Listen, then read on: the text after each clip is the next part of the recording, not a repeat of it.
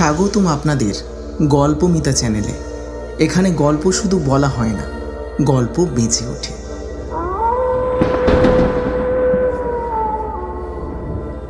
ভয়ঙ্কর অন্ধকার রাতের হরর কাহিনী, মনের গভীরে নাড়া দেওয়া রোম্যান্টিক গল্প আর রহস্যের জালে বাঁধা গোয়েন্দা কাহিনী সব কিছুই শোনাতে চলেছি আমরা আপনাদের। গল্পমিতা আপনাদের সঙ্গী। যখন রাত জাগবেন একা, যখন ট্রেনে বা বাসে একঘেয়েমি লাগবে, অথবা যখন মন চাইবে অন্য এক জগতে ভেসে যেতে। খুব শিগগিরই শুরু হচ্ছে আমাদের যাত্রা, তাই সঙ্গে থাকুন। গল্প হোক আপনার নিঃসঙ্গতার সাথী, আপনার আনন্দের বন্ধু, আর কল্পনার দরজা খোলার চাবিকাঠি। এটাই গল্পমিতা, যেখানে প্রতিটি গল্প হয়ে উঠবে আপনার মনের মিতা।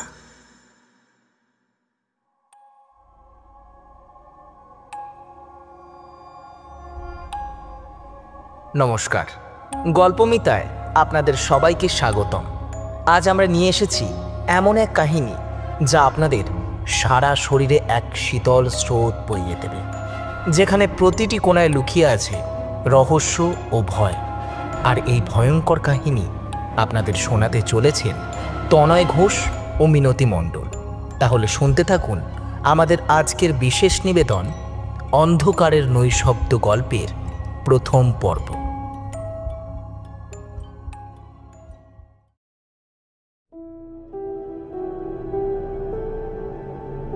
আমি অরিন্দম। আজ যে কথা তোমাদের বলবো সেটি আসলে কোনো গল্প নয়, এটি আমার জীবনের এক অন্ধকার অধ্যায়। একটা অধ্যায় যেটা আমি ভুলে যেতে চাই, কিন্তু পারি না।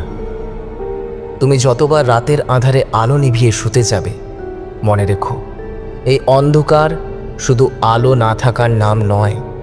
এই অন্ধকারের ভেতরেও কেউ লুকিয়ে থাকে, চোখ মেলে চেয়ে থাকে তোমার দিকে, তোমার নিঃশ্বাস গুনতে থাকে। সেই রাতে আমি একা ছিলাম, শহরের বাইরে পুরনো বাড়িটায়। আমার ঠাকুরদার বাড়ি বছরের পর বছর বন্ধ পড়েছিল। চারিদিকে লতা গুল্ম, জানালার কাঁচ ভাঙা, দেয়ালে শ্যাওলা জমে সবুজ হয়ে গেছে। শহরের কোলাহল থেকে পালিয়ে আমি ঠিক করেছিলাম কয়েকটা দিন সেখানে থাকব, শান্তিতে লিখব, নিজেকে সময় দেব। কিন্তু শান্তি না, আমি ভুল করেছিলাম। প্রথম রাতেই কিছু একটা টের পেলাম। ঘড়ির কাঁটা তখন 12টার পর। বাইরে ঝড়ের হাওয়া হু হু করে বইছিল। বাড়ির পুরনো দরজাটা কাঁপছিল কড়কড় শব্দে। আমি বিছানায় শুয়ে চোখ বন্ধ করেছিলাম, কিন্তু হঠাৎ শুনতে পেলাম কেউ দরজায় কড়া নাড়ছে। আমি চোখ মেলে তাকালাম। ঘড়িতে তখন 12:10। এত রাতে এ বাড়িতে তো আর কেউ নেই। আমার বুকের ভেতর ধুকপুক শুরু হয়ে গেল। ধীরে ধীরে উঠে দাঁড়ালাম, দরজার কাছে গিয়ে দাঁড়ালাম। কেউ নেই, তবুও আবার একই শব্দ, একই ভয়ানক ঠকঠকানি। আমি সাহস করে দরজা খুললাম, কিন্তু বাইরে কেউ নেই। শুধু হাওয়ার ঝাপটা এসে মুখে লাগলো। চারিদিকে কুয়াশা, গাছের ডালে ডালে ঝড়ের আওয়াজ। আমি ভেবেছিলাম হয়তো আমারই ভুল শোনা। দরজা বন্ধ করে ভেতরে ফিরে এলাম, কিন্তু ঠিক তখনই আমার কানে এলো এক ফিসফিসানি। অরিন্দম। আমি জমে গেলাম। কে আমাকে ডাকছে? এই বাড়িতে তো আর কেউ থাকার কথা নয়। গলা শুকিয়ে কাঠ হয়ে গেল। আমি ঘুরে তাকালাম। শূন্য ঘর, ফাঁকা দেয়াল, ভাঙা জানলা দিয়ে অন্ধকার ছায়া ঢুকে আসছে। তবুও সেই কণ্ঠস্বর আবার শোনা গেল। অরিন্দম, তুমি এসেছো? আমি জানতাম তুমি আসবে। আমার শরীরের লোম খাড়া হয়ে গেল। আমি কোনো কথা বলতে পারছিলাম না, গলাটা যেন বন্ধ হয়ে গেছে। হঠাৎ বুঝলাম সেই কণ্ঠস্বরটা ঘরের ভেতর থেকে নয়, জানালার বাইরে থেকে আসছে। আমি এগিয়ে গেলাম, জানালা দিয়ে তাকালাম। চারিদিকে অন্ধকার, কিছুই দেখা যাচ্ছে না, কিন্তু মনে হলো কেউ দাঁড়িয়ে আছে অন্ধকারের ভেতর। চোখ দুটি জ্বলজ্বল করছে। আমার বুক কাঁপতে শুরু করলো। আমি পেছন দিকে সরে গেলাম। চোখ ফেরাতেই দেখি বিছানার পাশে একটা ছায়া মূর্তি দাঁড়িয়ে, উঁচু, কালো, অস্পষ্ট আকৃতি। কোনো মুখ নেই, শুধু একটা শূন্য ফাঁকা, আর সেই ফাঁকা থেকে আসছে ঠান্ডা ফিসফিসানি। অরিন্দম, এতদিন পর তুমি ফিরেছ। আমি তোমার অপেক্ষায় ছিলাম। আমার গলা শুকিয়ে কাঠ, কোনো শব্দ বেরোলো না। হাত পা জমে গেছে। আমি শুধু চেয়ে আছি। ছায়াটা এক পা করে আমার দিকে এগিয়ে আসতে লাগলো। ঘর অন্ধকারে ডুবে যাচ্ছে। হাওয়া থেমে গেছে। শুধু শুনতে পাচ্ছি আমার বুকের ভেতর ধুকপুকানি। ঠিক তখনই হঠাৎ আমার পেছন দিক থেকে দরজাটা নিজে থেকে বন্ধ হয়ে গেল। আমি চমকে উঠলাম। দরজাটা বন্ধ হয়ে ঘরটা সম্পূর্ণ অন্ধকারে ডুবে গেল। আমি কিছুই দেখতে পাচ্ছি না, শুধু শুনতে পাচ্ছি সেই ছায়ার নিঃশ্বাস আমার খুব কাছে, ঠিক আমার কানের পাশে। অরিন্দম, তুমি জানো না, এই বাড়ি থেকে কেউ কখনো বেঁচে ফিরে যায়নি। আমি জানি না তখন কিভাবে দাঁড়িয়েছিলাম। ঘর যেন দম বন্ধ অন্ধকারে ভরে গেছে। আমার কানটা শুধু শুনতে পাচ্ছিল সেই ভয়ঙ্কর ফিসফিসানি। ছায়াটা খুব ধীরে ধীরে আমার দিকে ঝুঁকে এলো। মনে হচ্ছিল তার মুখ নেই, কিন্তু একটা অদৃশ্য চোখ যেন আমার ভেতরটা চিরে দেখছে। আমার হাত পা কাঁপতে লাগলো। গলা শুকিয়ে কাঠ হয়ে গেছে। কিছু একটা বলার চেষ্টা করলাম, কিন্তু শব্দ বেরোলো না। হঠাৎ সেই ছায়ার বুক থেকে একটা ঠান্ডা গন্ধ বেরোতে লাগলো, পচা মাংসের গন্ধ, যেন বহু বছর ধরে কেউ মৃত হয়ে এখানে পড়ে আছে। আমি চোখ বন্ধ করে ফেললাম। চাইলাম যদি সব কিছু এক দুঃস্বপ্ন হয়, কিন্তু চোখ খুলতেই দেখি ছায়ার মুখে হঠাৎ দুটো চোখ জ্বলে উঠেছে, রক্ত লাল, অদ্ভুত মৃত চোখ। আমার বুকের ভেতরটা ছিঁড়ে যাচ্ছিল। চোখ দুটি সরাসরি আমার চোখের দিকে তাকিয়ে আছে। মনে হচ্ছিল ওগুলো আমাকে গিলে ফেলবে। ঠিক তখনই ঘরের কোণা থেকে একটা আওয়াজ এলো। আমার গায়ে কাঁটা দিল। এইবার স্পষ্ট বুঝলাম আমি একা নই। আমি ঘুরে তাকালাম। দেয়ালের ফাঁক দিয়ে মেঝের নিচ থেকে কোথা থেকে যেন হাসির প্রতিধ্বনি ভেসে আসছে। আমি কেঁপে উঠলাম। এই হাসি মানুষজনের নয়, এটা ভয়ঙ্কর শুকনো গলার মৃত মানুষের হাসি। আমি ঘরের মধ্যে দৌড়ে বেরিয়ে যেতে চাইলাম, কিন্তু দরজাটা ভেতর থেকে আটকে গেছে। যত টানি নড়ছে না। আমি মরিয়া হয়ে জানালার কাছে গিয়ে দাঁড়ালাম। ভাঙা কাঁচ সরিয়ে বাইরে তাকালাম। অন্ধকারে হাওয়া বইছে, গাছের ডাল নড়ছে, কিন্তু হঠাৎ দূরে উঠোনে আমি একটা মূর্তি দেখতে পেলাম। সেই মূর্তিটা নিঃশব্দে দাঁড়িয়ে মাটির দিকে মুখ নামানো, হাত দুটো ঝুলে আছে, লম্বা সাদা কাপড়ে ঢাকা। আমি চেয়ে আছি, শরীর জমে গেছে। ঠিক তখনই সেই মূর্তিটা আস্তে আস্তে মুখ খুলল। আমি শিউরে উঠলাম। তার মুখে কোনো চামড়া নেই, শুধু হাড়, ফাঁপা চোখ আর ফাঁকা দাঁতের গহ্বর। সে একবার মুখ খুলতেই হাওয়া কেঁপে উঠল। আমার কানে ভেসে এলো, এবারই রক্ত চাই। আমার বুক ধরফর করতে লাগলো। আমি চিৎকার করে বলে ফেললাম, কে কে তুমি? কিন্তু কোনো উত্তর নেই, শুধু সেই মূর্তির ঠোঁট না থাকা মুখ নড়ছে। শব্দ আসছে ভেতর থেকে। হঠাৎ ঘরের বাতাস জমে গেল। তাপমাত্রা হঠাৎ কয়েক ডিগ্রি কমে গেল। আমার নিঃশ্বাস ধোঁয়ার মতো বেরোতে লাগলো। আর একটা হাসি শোনা গেল। এবার সেটা আমার ঠিক পেছন থেকে। আমি ঘুরে তাকালাম। ছায়াটা আর নেই, কিন্তু আমি টের পেলাম আমার কাঁধের উপর কেউ হাত রেখেছে। ঠান্ডা হাত, বরফের মতো ঠান্ডা।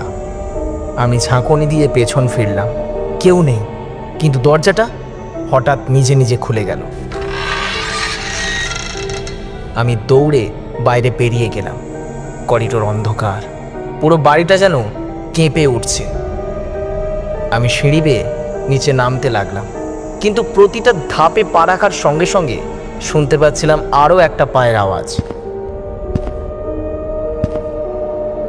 কেউ আমার পেছনেই নামছে, একদম ধীরে, একদম নিঃশব্দে। আমি থামলাম, পেছনে তাকালাম, অন্ধকার, কেউ নেই, কিন্তু পায়ের শব্দ থামেনি। সিঁড়ির ওপর যেন অদৃশ্য কেউ হাঁটছে। আমার বুকের ভেতর হাহাকার করছে। আমি দৌড়ে নিচে নেমে এলাম, দরজার দিকে ছুটলাম, কিন্তু দরজা ভেতর থেকে বন্ধ। আমি যতই ধাক্কা দিই খুলছে না। ঠিক তখনই আমার কানে শোনা গেল, অরিন্দম, তুমি বেরোতে পারবে না। আমি হাঁপাচ্ছিলাম, গলার ভেতর রক্ত শুকিয়ে গেছে, চোখে অন্ধকার দেখছি। আর তখনই সিঁড়ির মাথার দিক থেকে কেউ একজন নামতে লাগলো। আমি স্পষ্ট দেখলাম সাদা শাড়ি পরা একটা মহিলা, চুল খোলা, মুখ ঢাকা, ধীরে ধীরে নেমে আসছে। প্রতিটা পদক্ষেপে কাঠের সিঁড়ি কেঁপে উঠছে। তার চুল মুখ ঢেকে রেখেছে। আমি শুধু বুঝতে পারলাম তার চোখ নেই। সে সিঁড়ি বেয়ে নেমে আসছে। আমি পেছন দিকে সরে যাচ্ছি, দরজা পেছনে, সামনে সেই মহিলার অগ্রসর হওয়া। আমি চিৎকার করে উঠলাম, না না, আমাকে ছেড়ে দাও। কিন্তু শব্দটা করিডোরে প্রতিধ্বনি হয়ে ফিরে এলো। সেই মহিলার মুখের ভেতর থেকে বেরোতে লাগলো এক অদ্ভুত দীর্ঘশ্বাস। ঠিক তখনই হাওয়ার ঝাপটা এলো। ঘরের সব জানলা একসঙ্গে বন্ধ হয়ে গেল। অন্ধকার ঘন হতে লাগলো। আমি শুধু টের পাচ্ছিলাম কেউ আমার কানের পাশে দাঁড়িয়ে ফিসফিস করছে, অরিন্দম, তুমি আমার। আমি চোখ বন্ধ করে ফেললাম। ভয়ঙ্কর অনুভূতি, আমার শরীর কাঁপছে। আমি জানি না তখন আমি বেঁচে ছিলাম কিনা। শুধু মনে হচ্ছিল এই বাড়ির ভেতরে আমি একা নই, কখনোই একা নই। সেই রাতে আমি ঘুমোতে পারিনি। চোখ বুঝলেই যেন সেই মৃত চোখগুলো ফিরে আসতো, ফিসফিসানি কানে বাজতো। আমি ভেবেছিলাম হয়তো সবই কল্পনা, কিন্তু না, কল্পনা কখনো এতটা বাস্তব হয় না। পরের দিন সকালবেলায় আমি উঠলাম। সূর্যের আলো জানালা দিয়ে আসছিল। মনে হচ্ছিল হয়তো সব কিছু স্বাভাবিক হয়েছে, কিন্তু ভেতরে ভেতরে বুঝেছিলাম এ বাড়ির ভেতর কোনো অদৃশ্য কিছু রয়েছে। আমি সিদ্ধান্ত নিলাম বাড়ির ভেতরটা ঘুরে দেখব, হয়তো কোথাও কোনো সূত্র পাওয়া যাবে। পুরনো কাঠের সিঁড়ি বেয়ে ওপরে উঠলাম। দেয়ালে চাল ঝুলছে, মেঝেতে ইঁদুর দৌড়চ্ছে। উপরে একটা ঘর পেলাম, দরজাটা আধ খোলা ছিল। আমি ঠেলে ভেতরে ঢুকলাম। ঘরটা ধুলোয় ভরা, মেঝেতে ছেঁড়া কাপড় ছড়ানো, দেয়ালে পুরনো ছবি ঝোলানো। আমি এগিয়ে গেলাম, একটা ছবির সামনে দাঁড়ালাম। কালো সাদা ছবি, একজন পুরুষ, পাশে এক মহিলা। মুখে হাসি নেই, চোখ দুটো যেন শূন্যে তাকিয়ে আছে। ছবির নিচে লেখা রামকৃষ্ণ মুখার্জি, 1932। আমি চমকে উঠলাম। এ বাড়ির আসল মালিক ঠাকুরদার মুখে শুনেছিলাম। লোকটা খুব ধনী ছিল, কিন্তু গ্রামের মানুষ বলতো সে তান্ত্রিক সাধনা করত। তার স্ত্রী অল্প বয়সেই মারা যায়। হঠাৎ ছবির কাছে একটা দাগ দেখতে পেলাম। মনে হলো কারো আঙুল দিয়ে ভেতর থেকে টানা হয়েছে, কিন্তু সেটা কিভাবে সম্ভব? ছবি তো বাইরে থেকে ছোঁয়া যায় না। আমি এক পা পেছনে সরে এলাম। গলার ভেতর শুকনো আওয়াজ হলো। ঠিক তখনই ঘরের কোণে রাখা আলমারিটার ভেতর থেকে শব্দ এলো। আমি থমকে দাঁড়ালাম। শব্দটা আবার এলো, যেন কেউ ভেতর থেকে কড়া নাড়ছে। আমি ধীরে ধীরে এগিয়ে গেলাম। আলমারিটার দরজা আধ খোলা, অন্ধকার ভরা ভেতর। আমি হাত বাড়িয়ে দরজা খুলতেই এক ঠান্ডা বাতাস বেরিয়ে এলো। আমার শরীর কেঁপে উঠল। ভেতরে একটা পুরনো খাতা পড়েছিল, ধুলোয় ঢাকা। আমি সেটা তুলে নিলাম।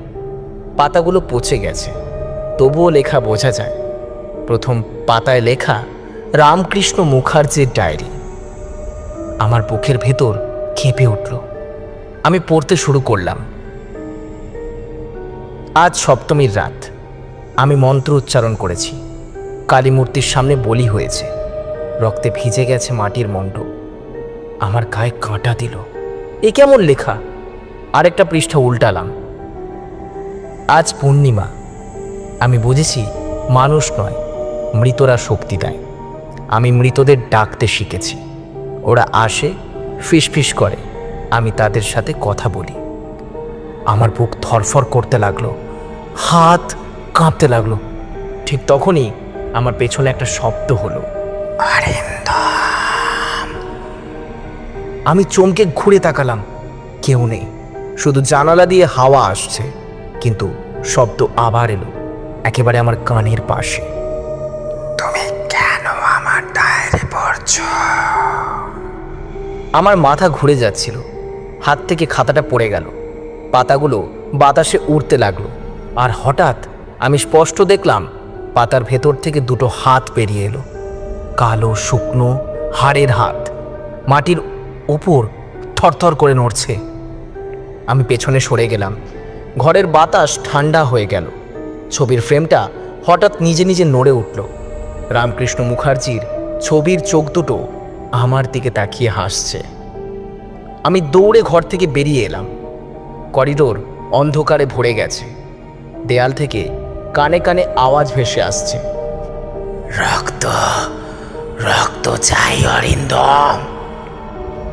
আমি পাগলের মতো নিচে নেমে এলাম, কিন্তু নিচতলায় এসে থমকে দাঁড়ালাম। দেয়ালে লাল দাগ, যেন কেউ রক্ত দিয়ে আঁকিবুকি করেছে। চিহ্নগুলো আমি চিনি না, কিন্তু অদ্ভুত এক শক্তি আমার বুক কাঁপাচ্ছে। হঠাৎ মনে হলো দেয়াল থেকে হাত বেরোচ্ছে, কালো শুকনো হাত, একটার পর একটা মেঝেতে পড়ছে, আমার দিকে এগোচ্ছে। আমি চিৎকার করে উঠলাম, না, আমাকে ছেড়ে দাও। কিন্তু সেই হাতগুলো আমার পায়ে ছুঁয়ে ফেলল। ঠান্ডা, বরফের মতো ঠান্ডা। আমি ছিটকে পড়ে গেলাম। মাথা ঠুকলো মেঝেতে। চোখ অন্ধকার হয়ে আসছিল। শেষবার যখন চোখ খুললাম, দেখলাম আমার চারপাশে দাঁড়িয়ে আছে অনেকগুলো ছায়া। তাদের চোখ নেই, মুখ নেই, শুধু অন্ধকার। তারা একসঙ্গে ফিসফিস করছে, তুমি এখন আমাদের। আমি জানি না আমি কতক্ষণ মেঝেতে পড়েছিলাম। চোখ খুলতেই দেখলাম ঘরটা কেমন অচেনা মনে হচ্ছে। দেয়ালগুলো যেন তপ করছে। মনে হচ্ছিল দেয়ালের ভেতরে কেউ নড়ছে। আমি উঠে বসলাম, চারদিকে তাকালাম।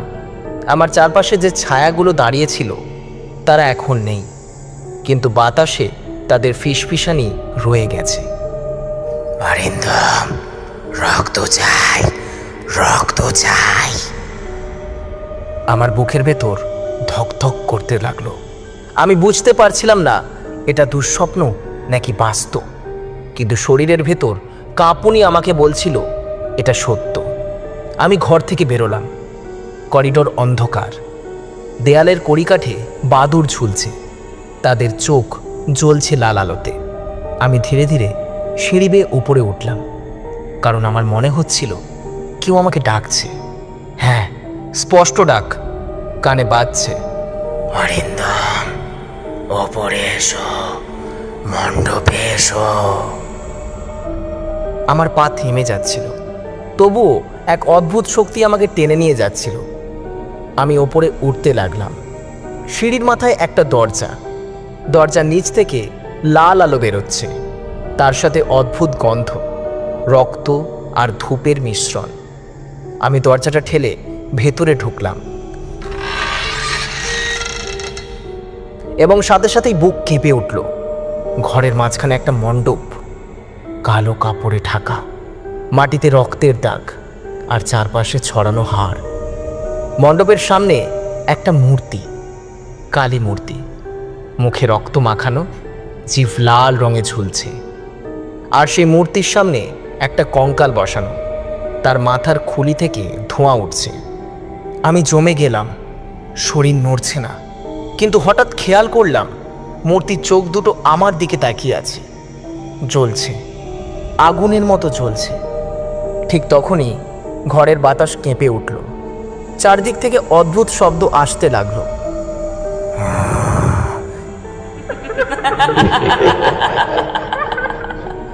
রক্ত দাও, রক্ত দাও। আমি কানে হাত চাপলাম, কিন্তু শব্দ থামলো না, বরং আরো জোরে জোরে বাজতে লাগলো। আমি চিৎকার করে উঠলাম, থামো, থামো। তখনই মূর্তির সামনে বসানো কঙ্কালটা নড়ে উঠল, ধীরে ধীরে তার মাথা তুলল। ফাঁকা চোখের গহ্বর থেকে ধোঁয়া বেরোতে লাগলো। সে মুখ খুলল, কর্কশ গলা থেকে বেরোলো শব্দ, অরিন্দম, তুমি আমার স্থলাভিষিক্ত। আমার বুক ধরফর করতে লাগলো। তুমি কে? আমি চিৎকার করতে লাগলাম। কঙ্কাল ধীরে ধীরে হাসলো আর দাঁতের ফাঁক দিয়ে শব্দ বেরোলো, আমি রামকৃষ্ণ মুখার্জি, আমি মরে যাইনি, আমি এখনো এখানে আছি, আমার সাধনা এখনো শেষ হয়নি। আমার শরীর কেঁপে উঠল। এটা সেই মানুষ, ছবিতে যাকে দেখেছিলাম।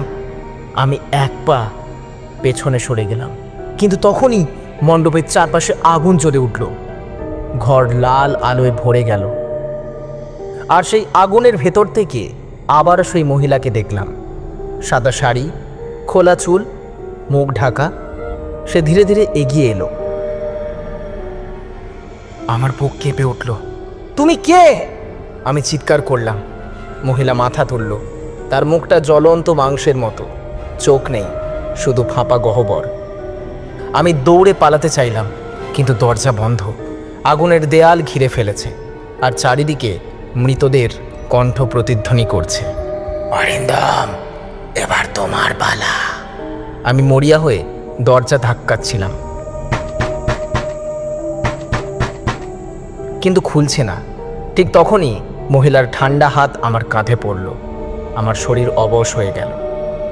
আমি চিৎকার করে উঠলাম, চোখ বন্ধ করলাম, কিন্তু যখন আবার চোখ খুললাম দেখলাম আমি মণ্ডপের সামনে বসে আছি।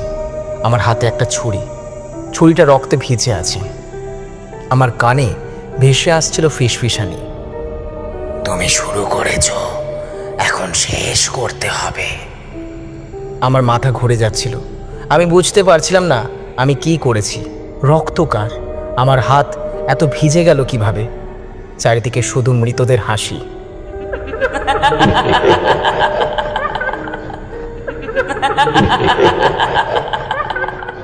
আমি কাঁপতে কাঁপতে চোখ বন্ধ করলাম। আমার ভেতরে একটা ঠান্ডা কণ্ঠ বাজছিল, তুমি এখন আমার।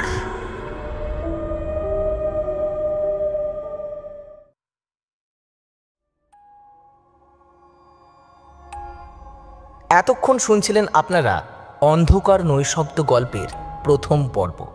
এই গল্পটি যদি আপনাদের ভালো লেগে থাকে তাহলে অবশ্যই লাইক শেয়ার করে দেবেন, আর চ্যানেলে নতুন এসে থাকলে অবশ্যই আমাদের গল্পমিতা চ্যানেলটিকে সাবস্ক্রাইব করে এবং পাশে থাকা বেল আইকনে ক্লিক করে আমাদের পাশে থাকবেন। আমরা আবারও ফিরে আসব দ্বিতীয় পর্ব নিয়ে খুব শীঘ্রই। ততক্ষণের জন্য সবাই সাবধানে থাকুন, সুস্থ থাকুন।